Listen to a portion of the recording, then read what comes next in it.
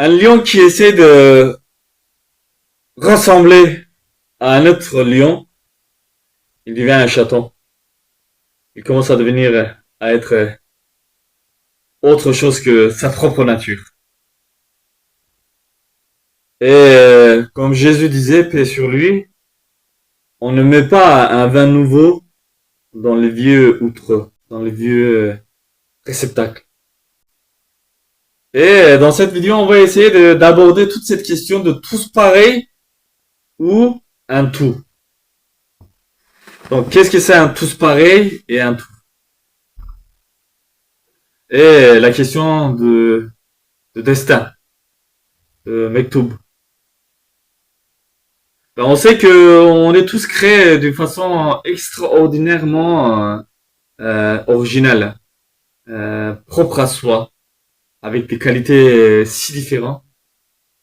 Je regarde par exemple les êtres humains et je me dis mais c'est effectivement si on n'a pas la science, si on n'a pas une conscience euh, aiguë, développée, on peut dire c'est tout pareil, ça se ressemble, c'est c'est la même chose.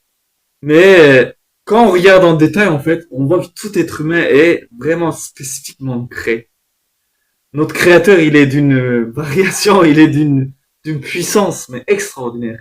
Et c'est jamais pareil en fait. Aussi, les scientifiques vous diront, mais aussi d'autres personnes qui expérimentent la vie, qui font marcher un petit peu leur conscience, quoi. Il n'y a pas besoin forcément d'avoir des diplômes pour pouvoir dire des vérités. Malgré que notre société actuelle pousse des gens à écouter que des gens qui portent des blousons. Et quand tu portes pas un blouson, que t'as pas des titres ou que tu n'as pas une chaise dans une université, tu n'es pas considéré en fait, t'es rien. Même si tu dis la chose la plus extraordinaire, bah, tu serais pas à écouter. Et avec l'arrivée de notre prophète Mohammed alayhi salam, c'est arrivé également aussi, mais avec les prophètes anciens aussi, il y avait toujours le même problématique. Les gens à l'époque, tout ce qui est les koufars, c'est-à-dire les mécréants et les associateurs, ils ont dit mais pourquoi la prophétie est venue à ce monsieur qui est pas riche, qui est pas quelqu'un, qui est pas quelqu'un qui a l'autorité dans la ville, le maire, le préfet ou je sais pas quoi, peu importe. Quelqu'un qui est riche. Pourquoi ça arrive à quelqu'un qui est un homme simple en fait, normal. Donc les gens simples, normaux peuvent vous dire aussi que la vie telle qu'on le vit n'est jamais le même. Aucun dimension, aucun mesure de temps dans son espacement le plus petit qu'il soit n'est pas pareil en fait. Même quand on descend en dessous de ce qu'on appelle seconde, ce qu'on appelle en turc en saniye, c'est un lycée. En français, je sais pas. Il faut que je le regarde. Mais je pense que vous comprenez quand on descend au-dessus de la seconde, dans le, euh, comme on disait, valeur le plus petite du temps, du battement de temps, en fait, c'est qu'il y a un changement, en fait. Et ce changement-là peut être observable aussi. Au théâtre, on voit souvent, on dit souvent ça, que euh, d'un présentation à une autre, la pièce n'est pas pareille. Elle évolue, elle change, elle se différencie. Donc, on va se concentrer sur cette question de différence. Aka Lubela, ça veut dire à l'endroit où on a dit oui, selon le Coran. En fait, pour ceux qui ne le connaissent pas, pour ceux qui n'ont pas encore euh, intégré les enseignements coraniques, les enseignements véridiques coraniques, il y a eu une sorte d'accord avec notre Créateur qui nous a fait extraire de notre père Adam et il nous a posé cette question en fait. Vous voulez faire l'expérience de la vie? Et si vous dites oui, ben, je vais vous faire vivre votre destin, qui est voici. Tac, tac, tac, tac, tac, tac.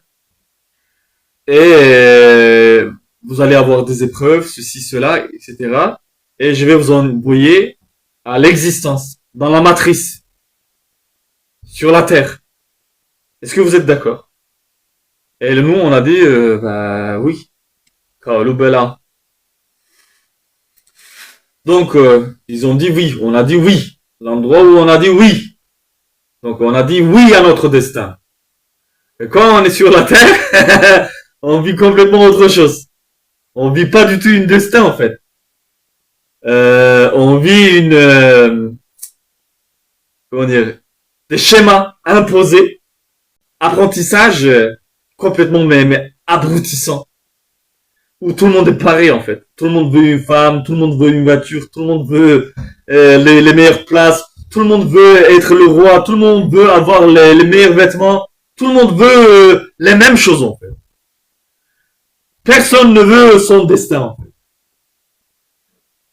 Tout le monde veut manger son rizq, ça veut dire ce qui va être vraiment sa nutrition, dans des assiettes très bien dressées, etc., etc., avec des sauces, du pain, euh, des couteaux fourchettes. Vous voyez? Il y a plus cette goût. Je m'en souviens quand j'étais petit. Je jouais tout en dehors d'or. Je pense que beaucoup de personnes s'en souviendraient de ça.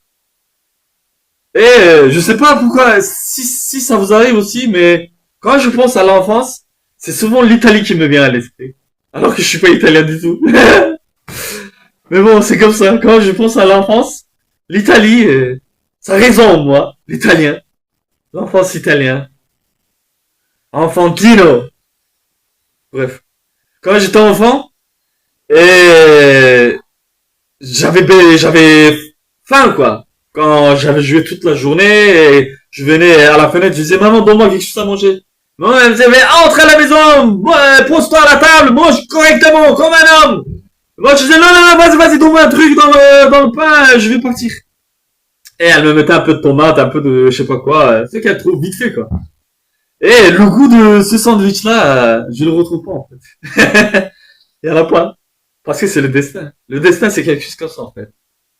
Il a pas le goût du pareil. Vous voyez? Il a un goût authentique qu'on ne peut décrire. Et il se renouvelle à chaque fois. Vous voyez? Vous voyez ce que je vais expliquer? Donc quand tout le monde goûte à la même chose, il n'y a plus de goût en fait. Les êtres humains, ils sont... C'est de robots en fait. c'est c'est du pareil au même. Tu couches avec l'un ou tu couches avec l'autre, tu sens rien en fait. Il n'y a pas une vibration différente.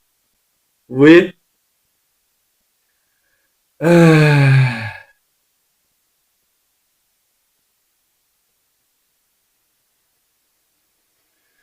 Et il y a une philosophie qu'on essaye de intégrer tout doucement. On essaie de récupérer l'homme. Comme on a dit, hein, c'est des projets. Attention, rien ne se passe innocentement. Il n'y a pas d'innocence sur cette terre. Il n'y a pas de gens gentils sur cette terre. Il faut ouvrir ses yeux grands sur cette terre. Je chante bien. Je fais mon show. Société des spectacles. Donc, on essaye que tout le monde soit pareil, en fait. C'est-à-dire que, voilà, on décide qu'en France, par exemple, tout le monde sera pédé. Tout le monde va être homosexuel. Et du coup, on enseigne ça, en fait. La théorie des genres. On dit, en fait, il y a rien de spécifique. C'est pareil au même. Ceci ou cela. On s'en fout. Et tout le monde peut être n'importe quoi. Et il suffit de le vouloir aussi. Vous voyez, par exemple, vous êtes pas une femme, vous le voulez, simplement. Et vous le devenez. Et au moment où vous l'avez décidé, 9 mois plus tard, vous accouchez. Et on l'a jamais vu, mais apparemment, ouais. Et même c'est enseigné dans les universités. Dites-vous, hein, c'est une science. Mais quand vous dites c'est des conneries, tout de suite on dit, lui, il est bizarre. Et lui, il faut l'enfermer, il doit être un terroriste. Il a rien fait, c'est quand même un terroriste. Parce qu'il n'a pas dit les mêmes choses que nous. Il n'a pas été pareil que nous. Donc oui, il y a chez l'homme de vouloir transformer à l'autre à son propre être, comme lui-même en fait. parce que on veut plus penser, on veut plus avoir affaire à la vérité, à la vie elle-même en fait, qui est d'une complicité extraordinaire. D'où cette question, toute cette question monde en fait de association, de créer plusieurs dieux. Ça sert à quoi, vous savez? Ça sert à cela. Il y a des gens, des chacals, qui viennent de Chacalistan, vous savez maintenant.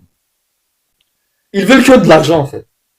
Ils veulent l'argent, ils veulent avoir des bons trucs, ils veulent avoir rien à s'occuper, ils veulent pas faire des sacrifices d'eux-mêmes, ils veulent pas faire des efforts pour les autres, ils veulent pas les voies de Seigneur en fait. La vraie enseignement de notre Créateur qui lui, en fait son enseignement comme on a dit est lourd comme les Himalayas, comme les Everest, comme Uhud, comme des montagnes. C'est pour ça que dans le Coran il est dit ce livre-là, cet enseignement, on l'a descendu sur des montagnes, ils n'ont pas pu le supporter. C'est lourd, c'est très très très lourd.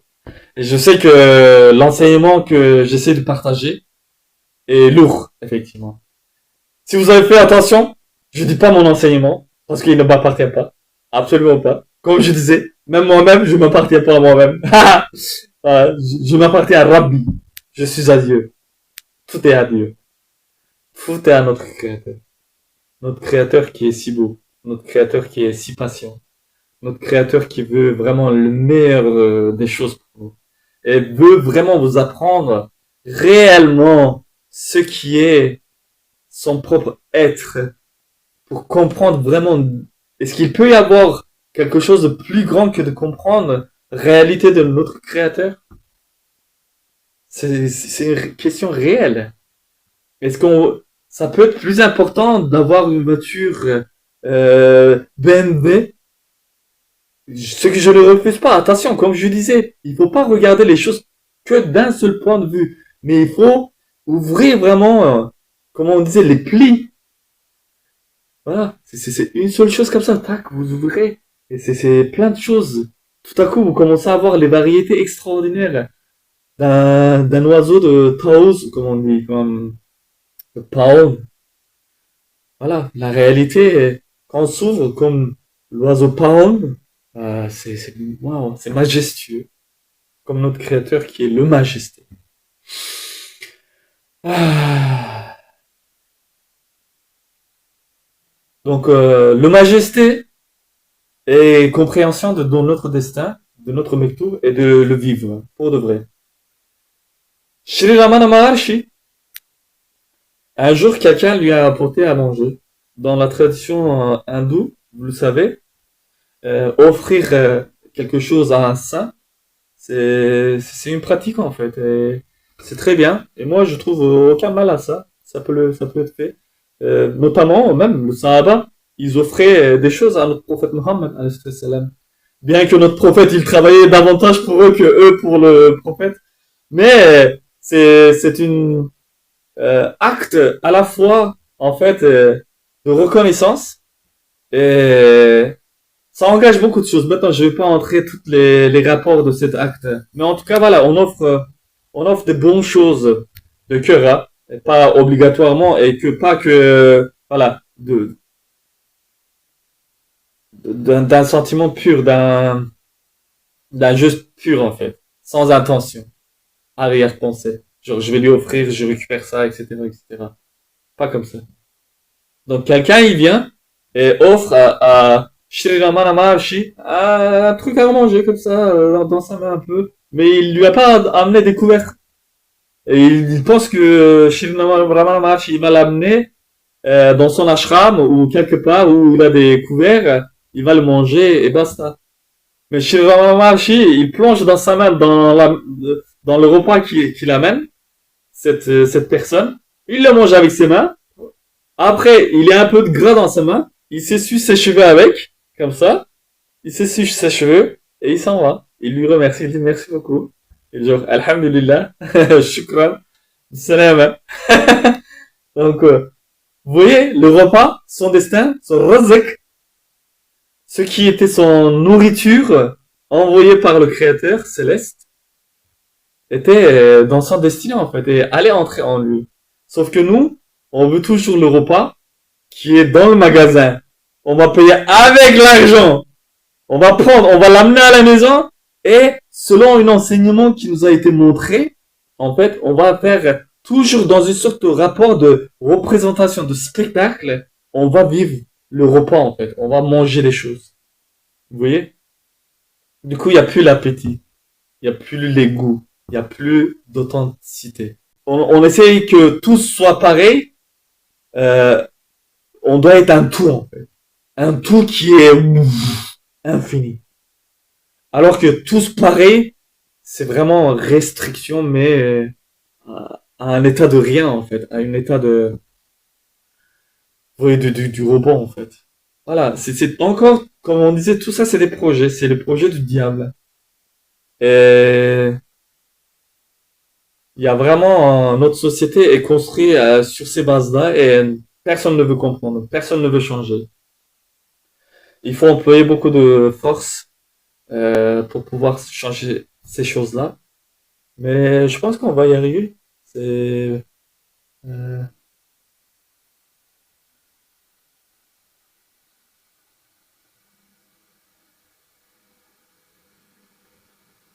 il y a dans l'air euh,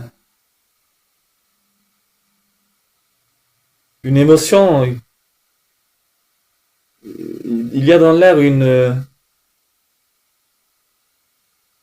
quelque chose se prépare en fait, pour de vrai, et d'une façon très subtile. Et je crois que oui, on vient et il vient. Salam alaikum.